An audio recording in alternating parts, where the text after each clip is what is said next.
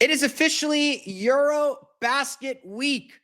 So is Germany ready to win the tournament? And what impact has Franz Wagner, Moe Wagner, and Tristan Da Silva had on Germany basketball? All those answers today on Locked On Magic.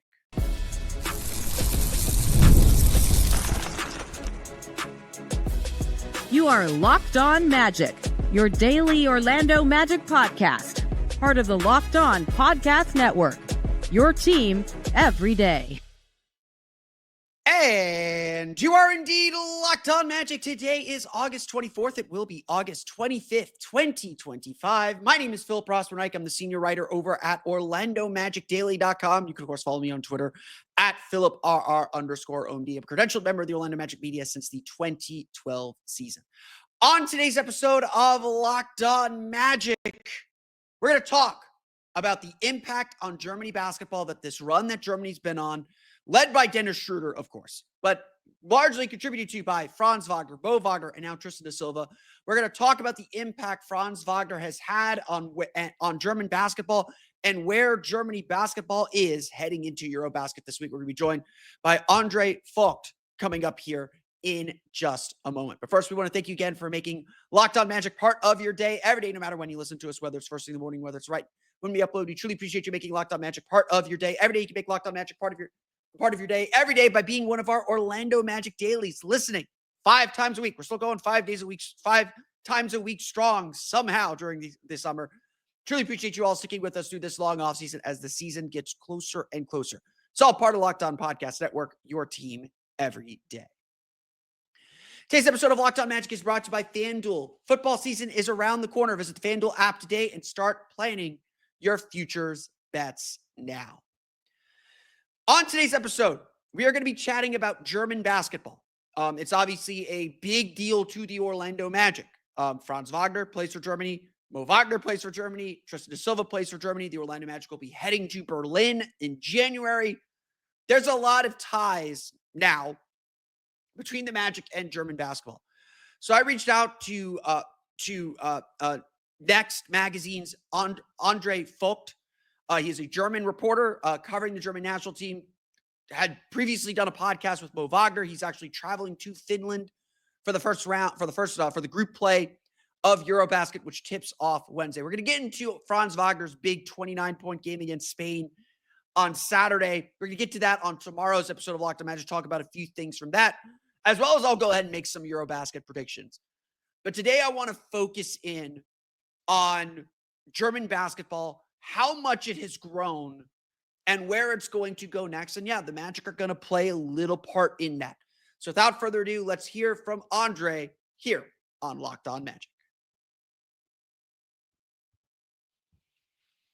And I am joined now by the editor of Got Nexxt magazine, the host of the Got Nexxt podcast in Germany, giving us a perspective on the Wagner brothers, as well as getting us ready for Eurobasket. It's Andre Voigt. And I wanted to make sure I got that correct, and I probably said it better off camera than I did here. Andre, welcome to the show. How are you doing today? Yeah, thanks for having me, and thanks for really, making an effort to say Voigt. I mean, a lot of people say Voigt in the States. I've basically given up for anybody to try to pronounce it correctly, but yeah, you did a great job. Thank you for that. I appreciate that. Us dumb Americans have to, we do our best some of the times, most of the time.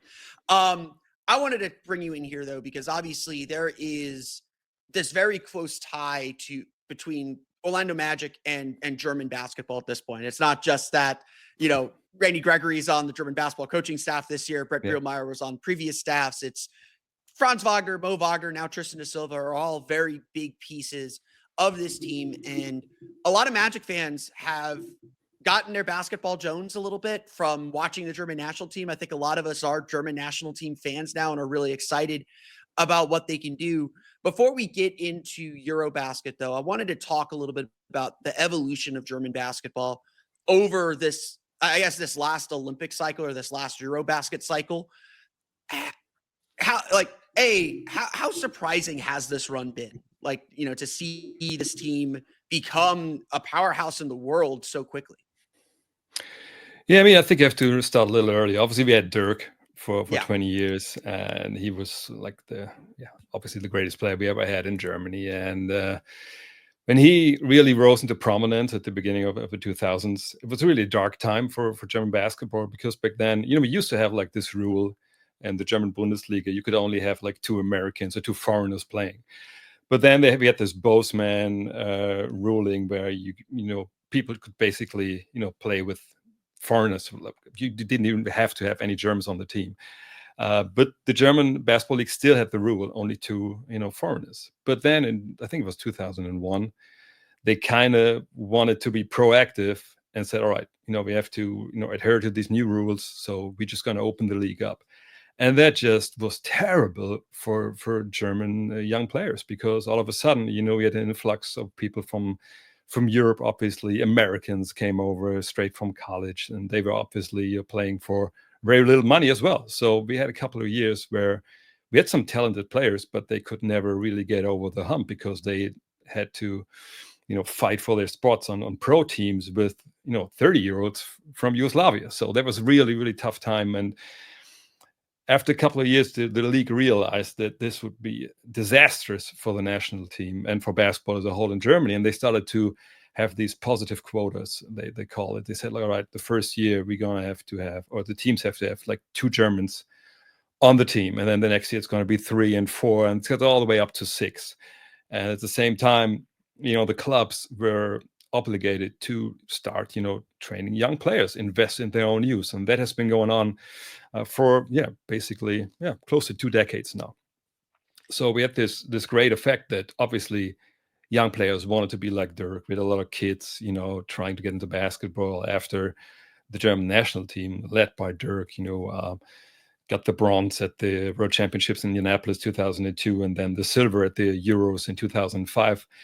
And then these guys came up, and like Mo and Franz, or even Tristan, they found this other system. They found clubs, especially in Berlin or in Munich, where Tristan is from, where clubs were actually, developing young German talent. And maybe you have 80 million people in Germany, and maybe always knew if we would have the right structure, we would be a powerhouse. There's no reason a 16-year-old German kid can't play basketball as well as a French kid or a kid from Lithuania, but we just didn't have the structure. And once we had Dirk, who really held on there the last couple of years, he played like 21 years, I think, at the end. And then obviously we had Dennis, who was like the first guy, Dennis Schröder, who came in as the first guy of the wave we have now. And then we got to a point where we're not only going to have like 1 or 2 Germans in the NBA, but 5, 6, 7, and 8. We are on par now with France and the other bigger basketball nations. And for us it was great these last 15, 20 years. And now we're at a point where we can contend for a world championship, even though that was obviously the greatest surprise in German basketball ever since we won the Euros in '93. And now we have players like Franz, like Mo, Tristan, Dennis Schröder, Isaiah Hartenstein just won the championship, obviously, Maxi Kleber. And it's just a great situation to be in, because we have this great pool of talent, we can draw from. Yeah, and that's not even including guys that, like, I know Magic fans have fallen in love with, like Andreas Obst, Maudo Low. Like, I can't tell you how many times, especially because the Magic need shooting so desperately. I can't tell you how many times people were like, hit me up. It's like, why aren't the Magic going after Maudo Low? Why isn't Maudo Low on NBA radar? So he was actually sorry to interrupt, but he was actually on the radar. There was a couple of years where it was close to going to the NBA, but especially as a guard, it's obviously tough. I mean, he played in college in New York, and he told me, like, I had their offers, but it was never seemed like the right moment. On one hand, I think was hurt one year, then he never really got a real commitment with a guaranteed contract. And a guy like him who could play EuroLeague, obviously that's great money and great competition, never really made that jump. But we had a couple of guys, even Johannes Vogtmann, he was actually on the radar as well as a couple of other guys were. But for some guys, it just makes no sense to go over if they have not a guaranteed contract, and on the other hand, they have like guaranteed money in the EuroLeague. Yeah, and people got to realize it's still a big move to go to uproot your life without that guarantee. It's still, there's still life choices. We're going to take a quick break from our conversation to say a quick word from our friends over at FanDuel. August 26th, that's Tuesday, is officially FanDuel Futures Day, a brand new holiday for football fans who live for bold predictions and preseason hunches. For just 24 hours, FanDuel is giving you deals on NFL season predictions. So whether you're calling your MVP, eyeing a long shot division winner, or ready to crown your Super Bowl champ before week 1 even kicks off, this is your moment. We've got 3 NFL teams here in Florida, and they are both very, very, very underrated for different reasons. Whether you think that the Miami Dolphins are going to shock the world and make the playoffs, are currently going at plus 220 to make the playoffs. That's worse than the Jaguars. You could bet on that. You could bet on whether a team's going to miss the playoffs. You could bet on win totals. You could bet on future specials like the NFC South that have fewer than 29.5 regular season wins. That's at minus 140. There are so many great options. So visit FanDuel.com today, or visit the FanDuel app today to get started and start planning your futures bets now, because Futures Day is one day and one day only. That's Tuesday. FanDuel, play your game.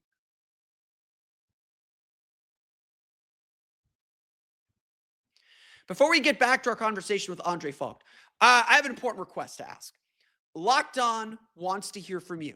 We put together a survey to learn more about our listeners and make your favorite podcasts even better. This is your chance to tell us what you like, what you don't, and answer questions about our advertising. Go to lockedonpodcast.com/survey to get started. Everyone who completes a survey will be entered for a chance to win one of 10 $100 Amazon gift cards. Again, that's lockedonpodcast.com/survey. You can also find the link in the show notes. Thanks for helping us out, and thanks for taking part in our survey.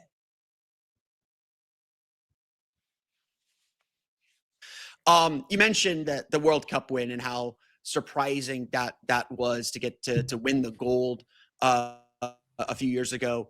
What's been there's obviously been the structure built now, and we'll get maybe a little bit into how Franz and Moe are product of that structure. What has been kind of the knock-on effects now? It's only been 2 years, so maybe we won't know these effects for another generation. But what's been kind of the knock-on effect of winning a major tournament like that? And again, like they beat the U.S. that tournament. What's been kind of the effect of winning that tournament and now being talked about as a favorite of every tournament they're going to be in? Yeah, it's a totally new status the German national team has achieved in the last couple of years. And I think I have to explain how the German TV situation is, because obviously, nowadays young kids, they get all their news from social media, TikTok, whatever. But there's something to be said when you are on national television over here. And usually the German national team games are broadcast by a streaming service called Magenta Sport, which is basically like T-Mobile. And the games are for free. They show all the German games for free, but it's on the internet, and people don't stumble upon it. And that was a pretty unfortunate situation. Not for the basketball bubble itself, because we knew how to get it, but you didn't really get in Germany they call it the allgemeine Sportinteressierte. So it's like a sport. Just basically watches soccer over here. But whenever like a German team is doing well in some other competition, then they start watching, and then they want to see it. Or if a German tennis player reaches the Wimbledon's final, then they just want to watch. So these people just couldn't find it. But then when they won the World Championships, when they even before that we finished third at the Euros in 22, then all of a sudden we had like the television stations saying, right, we want to show this. So you saw the ratings just skyrocket. I think it was like 2 to 4 million people watching the games, which was great. And all of a sudden you had like this big spike in young players wanting to play basketball, because in Germany, if you want to play, you have to go to a club. We don't have like the school system. And you have, if you really want to play on the club, you have to go and say like, well, I want to play. And then you get this little player's pass. So everybody knows who you are when you come to a game. And they make sure because we play like in under 10, under 12, under 14, 16, kind of youth leagues. And we saw skyrocketed young players who wanted to play. Especially in Berlin, obviously, which has a great club in Alba Berlin, who for years has for my money, the best grassroots program there is in German basketball. And you see like Franz, Moe, who were at I don't. Do you guys have like you still have the comics, the Donald Duck comics? Yeah, I saw a clip of that. Yeah, they were actually in one of the comics. I'm like, what is going on? But this is obviously great because now like young kids, they have like these heroes they can aspire to be like, and it's just great. They are going to be on a big television station now when the Euros are being played. They are all over the media. There's a lot of colleagues who are now actually going to Tampere next week to Finland for the group stage. And there's a lot more coverage than there was 10 years ago. So the visibility is much, much bigger. Obviously Moe and Franz had the big documentary come out, I think it was last year. So yeah, it's great times for German basketball media because people are really consuming it. Yeah, and I want to, we'll get to Germany's chances in Eurobasket in the present a little bit here in a moment, but we obviously care deeply about the Wagner brothers and Franz and Moe, and they've been a big part of the magic. And Franz is obviously a central figure for this team. If you're listening to this podcast and you don't know about it, there is indeed a comic book where Franz Wagner is a duck, friends with Donald Duck. I've seen photos of it. It does exist. How, as far as like kind of passing the torch to the next generation or like just looking at the system and how they're brought up, what has been the impact of, and obviously he's still so young in his career, but what's been the impact of Franz Wagner and the way that both he and Moe kind of came into the NBA and found themselves in the NBA? What's been sort of the impact and influence that they've had on kind of this German basketball culture? They're still obviously still very, very young and they've got many more years ahead of them, but what's been sort of their impact now that they've kind of broken through and become such key players on a major team? Yeah, I mean, in Germany, I think we have 3 players now who are really visible, which is like Dennis Schröder, obviously, who does a lot of stuff himself. He's very open on social media. He has his own Twitch channel where he's streaming basically every day. And then on the other hand, we have the Wagners who had the documentary. When Moe went to Michigan, he actually contacted me. I think I was 17 at the time and said, well, look, I'm playing for Alba Berlin. I want to go to Michigan. And he asked me if I would be interested, to do a podcast with him so he could show younger players his way and show that it's achievable and kind of like educate young players and help them on their way. And it just kind of blew my mind when he asked me because like he was 17 at the time and I didn't know him. He just kind of wrote me on Twitter back then. And then we did it for 3 years and it was just great, just talking to him every month and kind of, seeing him go through the ups and downs because he didn't really play the first year in Michigan. And I think him and Franz are really cognizant of the fact that they are role models and they want to, have other people see their way and kind of inspire other players, younger players. And I think that, it goes a long way that they have like great parents who really, kind of guided them along. But it's for them, I think, like all the media stuff they do and like the documentary and everything, to me, it always kind of serves this purpose just to show their way and kind of inspire, which I think is great because a lot of athletes, especially athletes who earn that kind of money, could just, kind of shut everybody out and just kind of do their PR stuff and that's it. So yeah, they're real role models. I think right now, I think it's basically 50-50 from jerseys when you go to the gym for the national team games. I think it's 50% is Schröder and 50% it's Wagner. Unfortunately, obviously, Moe is not with the team this year because he's rehabbing his ACL tear. But yeah, I think you could say that Franz, in a way, is going to be the heir apparent to Dirk because, Dennis has this one problem. You have to face it. Even in Germany, he's black. So for a lot of people, that is kind of like, all right, he's a great player, but he doesn't look like me. It's unfortunate, but racism over here is obviously is also a topic. And even though he is beloved in basketball circles, he will never get the status that it's what they call in the States crossover appeal, and it's an issue in the U.S. too. Unfortunately, it is a reality of our world. And Dennis is seemingly a great guy and a great leader. And, Sure. Yeah. you know, I think like Magic fans are probably more frustrated because it feels like Franz defers to Dennis as the veteran of that group, but he's still very much the leader of that team in a lot of ways.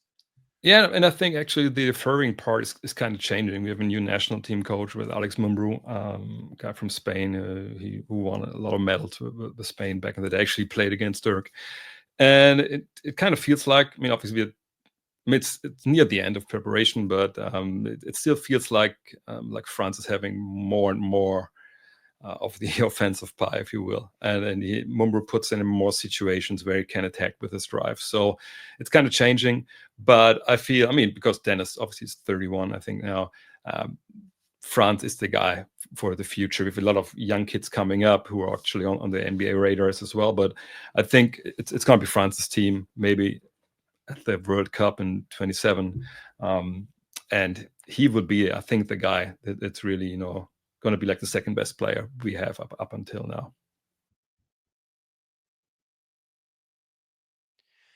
Let's take another quick break so I can tell you a quick word from our friends over at Open Phone. If you're running a business, you know that every missed call is money left on the table. Think about the last time you had an urgent need, maybe for a plumber or a service provider. If the first person didn't answer, did you wait? Probably not. You moved on. That's why you need Open Phone. Open Phone is the #1 business phone system built to streamline and scale your customer communications, all from an app on your phone or computer.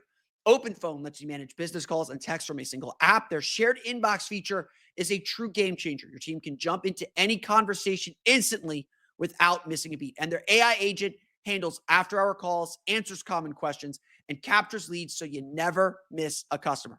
Open Phone is offering my listeners 20% off your first 6 months at openphone.com/LockedOnNBA. That's Open Phone, OPENPHONE.com/LockedOnNBA. And if you have existing numbers with another service, Open Phone will port them over at no extra charge.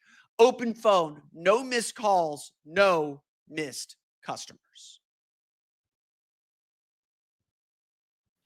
You mentioned how important it is for Franz and Moe to kind of pay things forward. And you know, when I was able to watch the documentary with subtitles, well, I got the gist of it. I wouldn't say like I would quote everything directly from it, but it seemed really, really important to them that they show this side of their life and again, just show that it can be done, that, you know, that two kids from Berlin can make it to the NBA and kind of show how, you know, both, like, I think how difficult that life can be, as well as how thrilling and fun. Do you sense that there's this, you know, you mentioned how German basketball's had to develop and, you know, especially even German basketball fans have had to kind of find a way to make their map. Do you sense with this national team and everything they've accomplished that they feel this responsibility to kind of pay things forward to the next generation, kind of set the table for the next generation? And what does that do to kind of bring a team together? I think it's great that they do, because obviously today, nowadays, you can actually show everything of your life. I mean, you can just go on social media, which they don't really do. I mean, obviously you would know that. I mean, the posts Moe and Franz, you know, kind of put out a few and far between. So they choose a different way usually. Moe has a podcast with Arne Greskoviak, who's like the strength and conditioning coach of the national team. I think Franz was there on the latest episode, where they talk openly about stuff. But that's, you know, it is inspiring. And I think the way they handle themselves is always great for a team like the national team. And I actually talked to a guy, you know, about the vibes, you know, he's getting from the team right now, because obviously we have a new, you know, coaching staff, and then a lot of new stuff, you know, they have to comprehend, you know, prior to Eurobasket now. But he told me, like, look, man, these are all friends, you know, they come together. They just really look forward, you know, to play for the national team. And that wasn't always the case in the past. You know, we had prominent players not going to the national team for different reasons. Obviously, if you're a free agent in the NBA and you need a new contract, you know, it's pretty understandable if you don't come to play some Eurobasket, wherever. But now it's just really something they look forward to, and they're looking forward to spend these weeks together. I mean, we're talking about 8 weeks, maybe, I know, when they come forward in Eurobasket, where they are really, you know, see each other every day, you know, train every day, you know, go through adversity. And that's the way it's supposed to be. I mean, that's obviously one of the advantages maybe other countries have over the US, where there's always like a dream team being assembled and they come together for 4 weeks and then they play.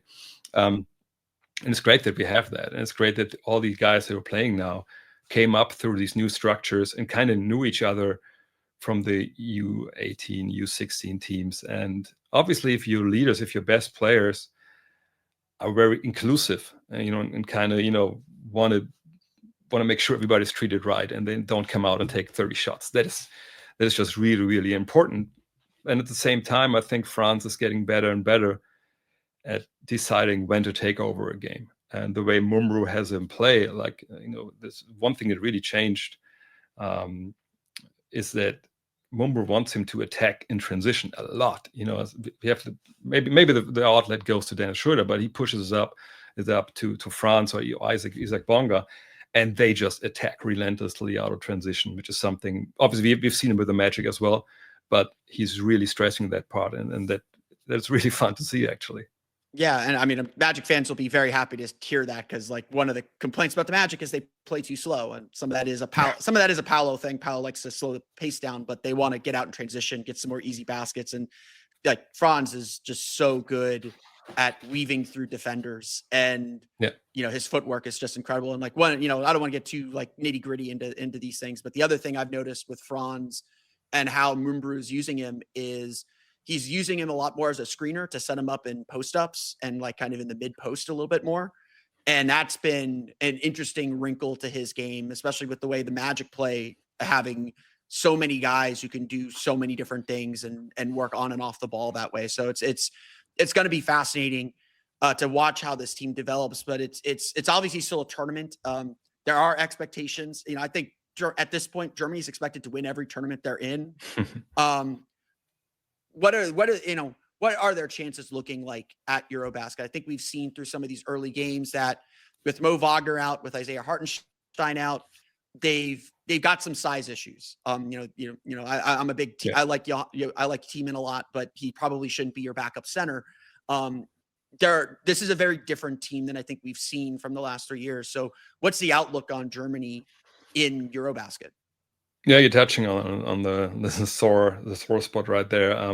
We basically only have Daniel Theis as a surefire 5 who should play heavy minutes, but he's been hurt. He played for Monaco after he left the NBA, got hurt there, was out for a couple of weeks, and we haven't really seen the best of Daniel Theis in preparation. So he has to be as close to 100% as possible if you really want to win the whole thing. I mean, obviously Serbia is the prohibitive favorite, but behind them it's basically Germany. But a lot will depend on how Theis will be able to play, because even though he's undersized, he's only 6'8", 6'9", but he's giving you the athleticism, he gives you rim protection, and he's the only guy basically who does that on the 5 on the German squad. We have another big man, Leon Kratzer, who's basically just like a big man taking up space. He got hurt, his knee is kind of I don't know if he's making great progress on it. We have to see if he'll be able to play. But other than that, you mentioned Tiemann, Vogtmann, who is big, but he's basically a 4, can shoot, pass the ball, drive it. But that's really a hole. And if you would have Moe or Hartenstein, that would have been perfect. We would have maybe even really be able to challenge Serbia. And we played him the other day. It was kind of close until it wasn't. But I don't know if you guys feel this way too. It felt like Jokic was like playing at half speed and just out there chilling too, which is not encouraging. Yeah, and you could see, but you could also see that the German pressure got to Serbia there a couple of times, which was a big question for me, because they played Slovenia, and Slovenia didn't really handle the pressure well at all. Played Turkey. Turkey, they have Şengün, they have Bona, Shady Osman, who used to play in the NBA, but they don't really have the guards, to counter the pressure Germany, under Mumru is really be able to put on you. But I mean, rim protection is going to be an issue. Obviously, you need people to hit your threes. And in the half court, they have been some kinks. I'm not sure if they're going to be able to iron everything out until Eurobasket starts. Obviously, you hope so. And the group is not very difficult. You have 5 games in the group, and you play against Montenegro and Sweden, who are, like the weaker teams in the whole competition. So there's still time, to work your way to a functioning half-court offense. But it will all depend on Dennis and Franz. They have to, there can't be really a second where not one of the two is on the court, because we really need their creativity. They are the guys who drive the basket, so we can kick it out to the perimeter. But yeah, I mean, there's a hole in the middle, especially if Thijs is not, at 100%. But we have to see. But the great thing is, even though this is the most talented FIBA tournament that you can have, it's more talented than the Olympics. I mean, the rest of the world, outside of the US, doesn't really have a lot to offer right now. So it's going to be tough once the group stage is over, because then anything can happen. It's a knockout tournament. But in Germany, I think half the people who are really optimists expect the title. But I think everyone would say, well, we have to get to the semis, and then it's not a crapshoot, but the semis, anything can happen. It's like, if you've watched, for my listeners who've never watched Eurobasket and watch this tournament, it is awesome tournament. The crowds are amazing, because it's just so easy to travel around there. It's going to be wild. It's going to be wild. Like the game, they're playing in Finland, so I believe Finland's in their group with Lauri Markkanen and the scoring that he's put up. That game is going to be a wild atmosphere, and it's going to be crazy things happen in this tournament. I know Spain's won 4 of the last 5 of these things, but crazy things happen, or 3 of the last 4. Crazy things happen in Eurobasket. It's going to be wild. So wake up early. I believe the games will be broadcast on ESPN Plus in the US. They typically are. We'll be covering those games here on the pod. It's going to be wild. Before we move off Eurobasket, I'd be remiss if I didn't ask a little bit about Tristan Da Silva and his growth within the German national team. I was honestly a bit surprised that he was included with this group, just because it's such a veteran group. But it feels like he's going to play and be a rotation player for this team when the tournament begins. What's been the take on his growth and kind of beginning the next phase of young players to maintain this standard that German basketball set? Well, he had a great first half, I think it was, against Serbia, where he got I think he had 14, 15, 16 points in the first, or something like that. Yeah. And it's great. I think Mumru is kind of, asking him to do maybe too much at times, because you saw him, run the pick and roll. I'm not sure if that's his game right now. But he's a bigger wing for Eurobasket.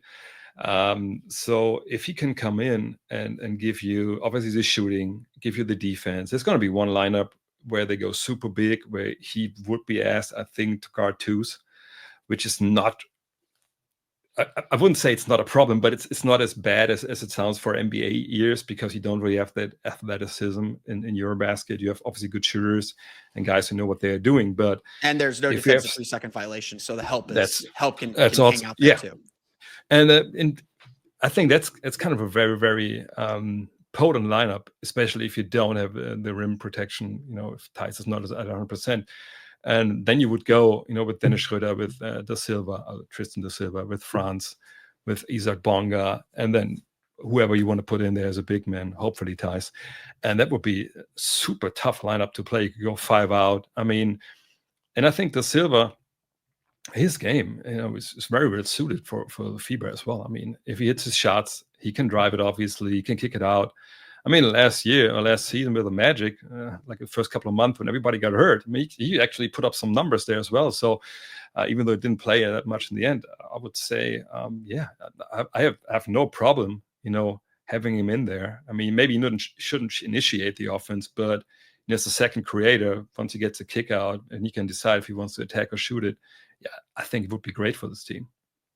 Yeah, it's definitely gonna be a really exciting tournament. I know we're all really excited. We're excited to just have meaningful basketball at this time of year. But I love watching international games and love watching Eurobasket. I want to close out on again another kind of global note.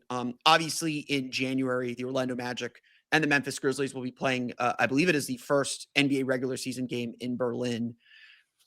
that's been in the works for some time. I think everyone kind of understood Berlin was next kind of on the list of the NBA kind of bringing its roadshow to town for a regular season game. But now that it's been announced, now that it's, the Magic specifically with the Wagner brothers, with Da Silva coming to town, how big of an impact is it to have those players, the league, the NBA, this game in Berlin, and it be meaningful?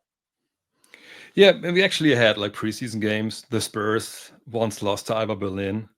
I'm not sure if you can. You should be able to find it on YouTube actually, Yes, because yeah. and the thing is, Mo actually played in their game. Oh, really?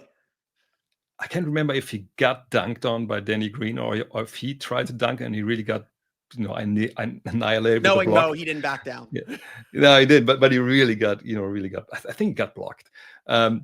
But Alba Berlin won that game. Then we had Dirk come to Berlin, and that was obviously great. But this is obviously the first real, game, the first regular season game, and we have, two guys from Berlin playing who are a product of that basketball culture in that city, which is obviously great.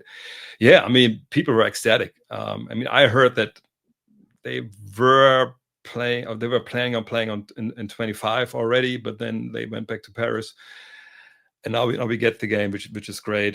But the thing is, the whole of Europe is trying to get in there. Before the game was in Paris or London, and people just wanted to go there. And obviously in Europe, you can fly in an hour or two in any city in Europe if you want.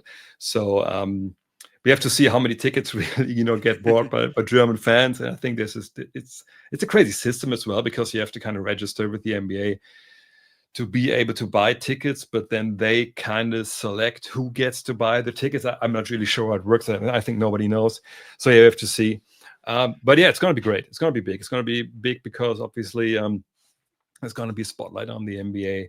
And even though, basketball is growing in Germany, the NBA kind of has it's obviously the best league and everybody knows it. And if you, are interested in basketball, you kind of, at the end, you land at the NBA and you watch the games, but or you try to watch the games. But with the time difference, it's always kind of bad, because usually Magic games, if they don't play on a Sunday and midday, are on here 2 or 3 o'clock in the morning, and obviously nobody can watch that live. And to have them play in Germany, to have this signature event, it's going to be big. It's going to be really, really big.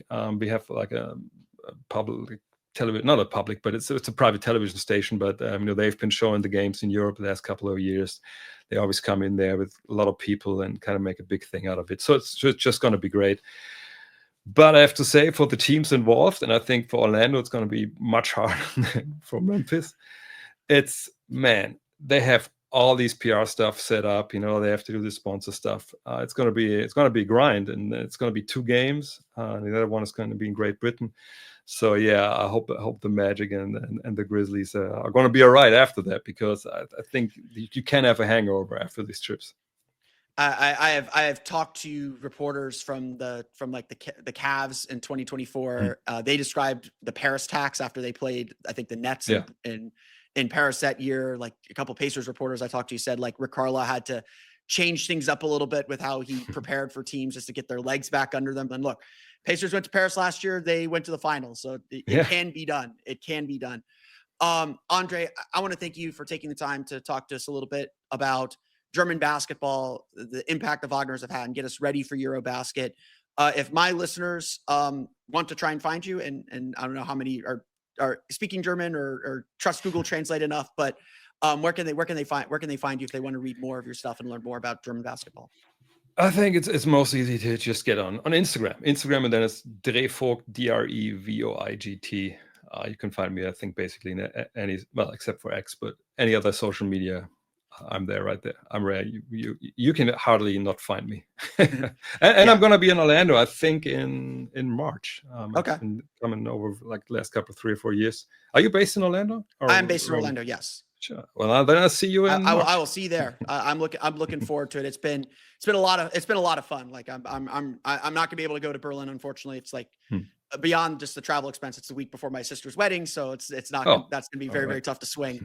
But I'm very, very excited. I'm excited for Franz and Moe. I know how important this is to them, and it's it's going to be a lot of fun to see the Magic there. And I know the Magic have been very active in trying to engage German fans and kind of bring them into the fold a little bit and make new Magic fans out there. But Andre, it was great talking with you. Best of luck. Have a great trip to Finland. Hopefully it's going to be a longer trip and we see Germany win another medal, win another gold medal, and bring something home to Orlando. Yeah, thanks for having me. Absolutely.